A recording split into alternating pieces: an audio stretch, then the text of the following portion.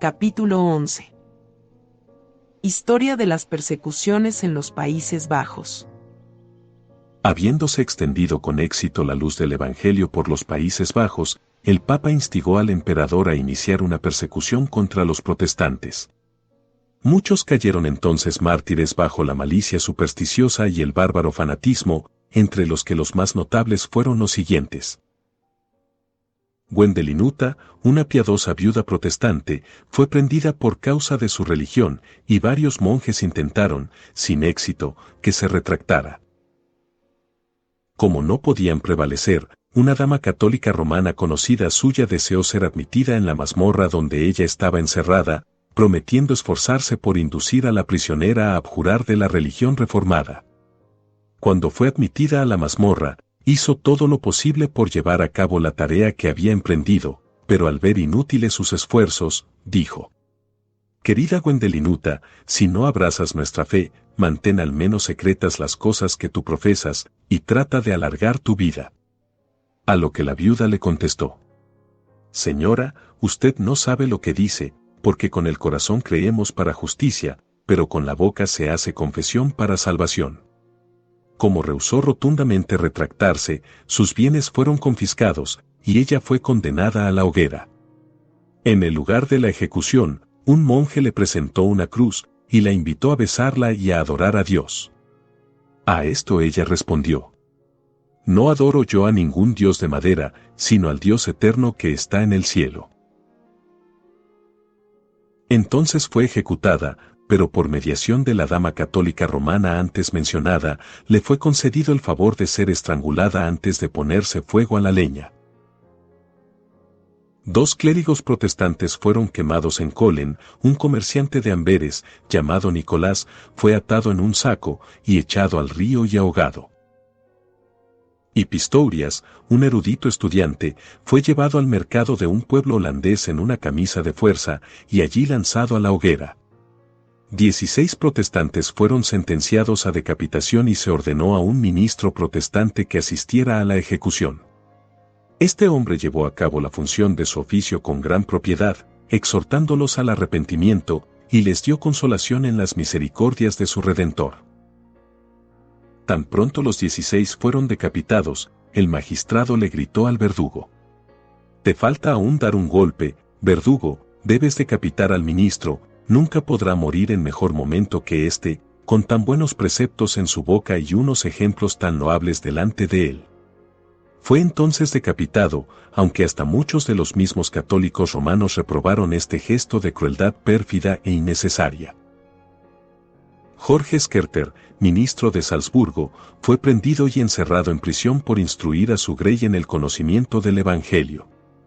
Mientras estaba en su encierro, escribió una confesión de su fe. Poco después de ello fue condenado, primero a ser decapitado, y luego a ser quemado. De camino al lugar de la ejecución les dijo a los espectadores: «Para que sepáis que muero como cristiano, os daré una señal».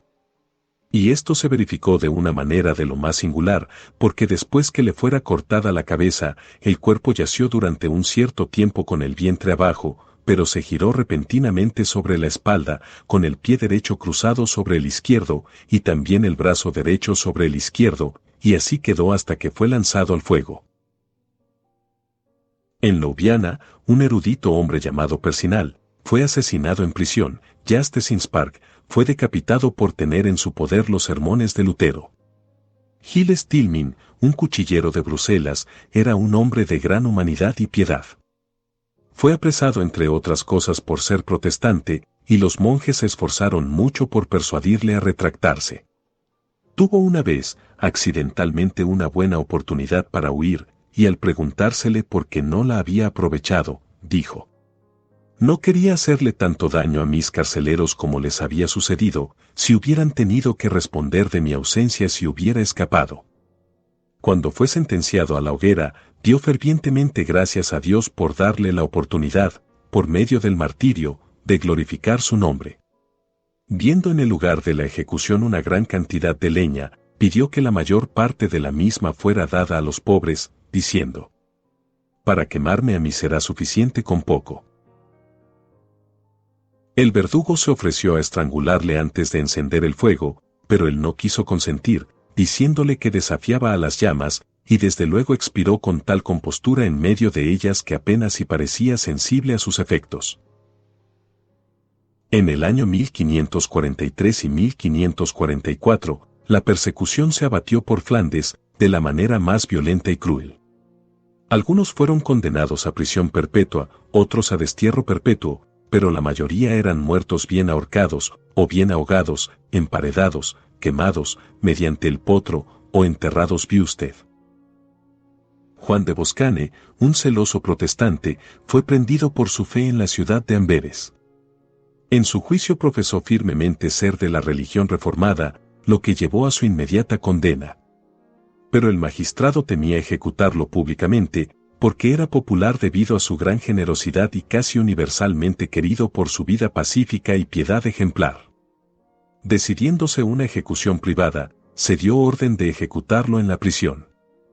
Por ello, el verdugo lo puso en una gran bañera, pero debatiéndose Boscane, y sacando la cabeza fuera del agua, el verdugo lo apuñaló con una daga en varios lugares, hasta que falleció.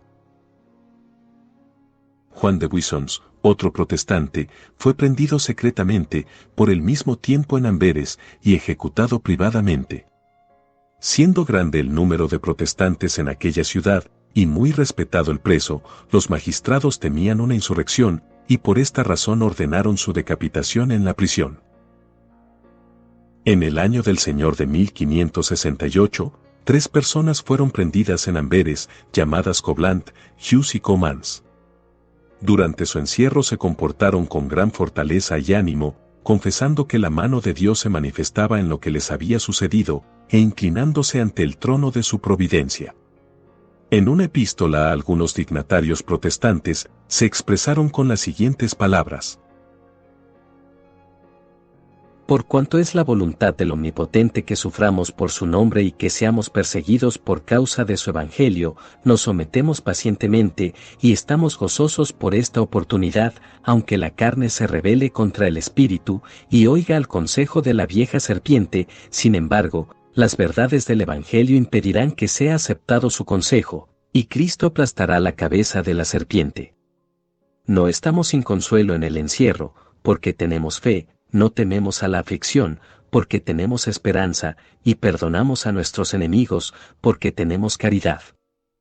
No tengáis temor por nosotros, estamos felices en el encierro gracias a las promesas de Dios, nos gloriamos en nuestras cadenas, y exultamos por ser considerados dignos de sufrir por causa de Cristo. No deseamos ser libertados, sino bendecidos con fortaleza. No pedimos libertad, sino el poder de la perseverancia, y no deseamos cambio alguno en nuestra condición, sino aquel que ponga una corona de martirio sobre nuestras cabezas. Scoblant fue juzgado primero. Al persistir en la profesión de su fe, recibió la sentencia de muerte. Al volver a la cárcel, le pidió seriamente a su carcelero que no permitiera que le visitara ningún fraile. Dijo así: ningún bien me puede hacer, sino que pueden perturbarme mucho. Espero a mi salvación, ya está sellada en el cielo, y que la sangre de Cristo, en la que pongo mi firme confianza, me ha lavado de mis iniquidades. Voy ahora a echar de mí este ropaje de barro para ser revestido de un ropaje de gloria eterna, por cuyo celeste resplandor seré liberado de todos los errores.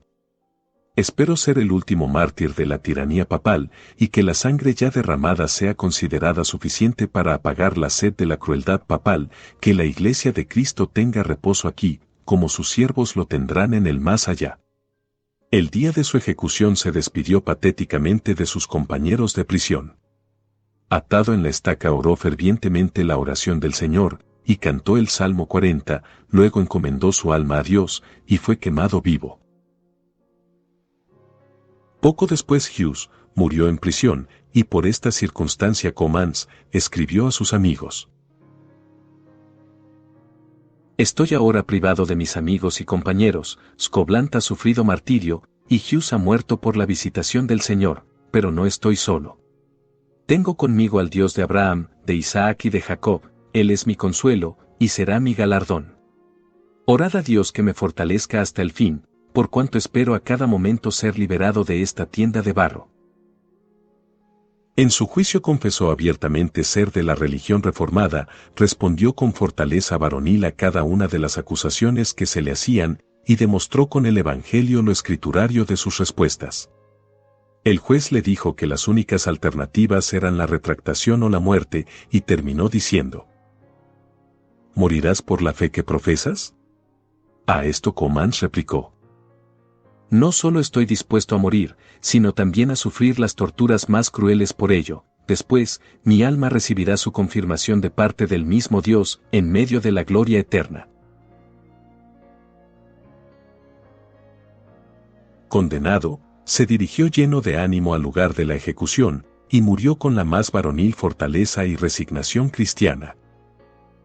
Guillermo de Nassau cayó víctima de la perfidia, asesinado a los 51 años de edad por Baltasar Gerard, natural del Franco Condado, en la provincia de Borgoña. Este asesino, con la esperanza de una recompensa aquí y en el más allá por matar a un enemigo del rey de España y de la religión católica, emprendió la acción de matar al príncipe de Orange. Procurándose armas de fuego, lo vigiló mientras pasaba a través del gran vestíbulo de su palacio hacia la comida, y le pidió un pasaporte. La princesa de Orange, viendo que el asesino hablaba con una voz hueca y confusa, preguntó quién era, diciendo que no le gustaba su cara. El príncipe respondió que se trataba de alguien que pedía un pasaporte, que le sería dado pronto. Nada más pasó antes de la comida, pero al volver el príncipe y la princesa por el mismo vestíbulo, terminada la comida, el asesino, oculto todo lo que podía tras uno de los pilares, disparó contra el príncipe, entrando las balas por el lado izquierdo y penetrando en el derecho, hiriendo en su trayectoria el estómago y órganos vitales. Al recibir las heridas, el príncipe solo dijo: Señor, ten misericordia de mi alma, y de esta pobre gente. Luego expiró inmediatamente. Las lamentaciones por la muerte del príncipe de Orange fueron generales por todas las Provincias Unidas, y el asesino, que fue tomado de inmediato, recibió la sentencia de ser muerto de la manera más ejemplar, pero tal era su entusiasmo, o necedad, que cuando le desgarraban las carnes con tenazas al rojo vivo, decía fríamente: si estuviera en libertad, volvería a hacerlo. El funeral del príncipe de Orange fue el más grande jamás visto en los Países Bajos, y quizá el dolor por su muerte el más sincero, porque dejó tras de sí el carácter que honradamente merecía, el de padre de su pueblo. Para concluir, multitudes fueron asesinadas en diferentes partes de Flandes, en la ciudad de Valence, en particular, 57 de los principales habitantes fueron brutalmente muertos en un mismo día por rehusar abrazar la superstición romanista, y grandes números fueron dejados languidecer en prisión hasta morir por lo insano de sus mazmorras. Fin del capítulo 11.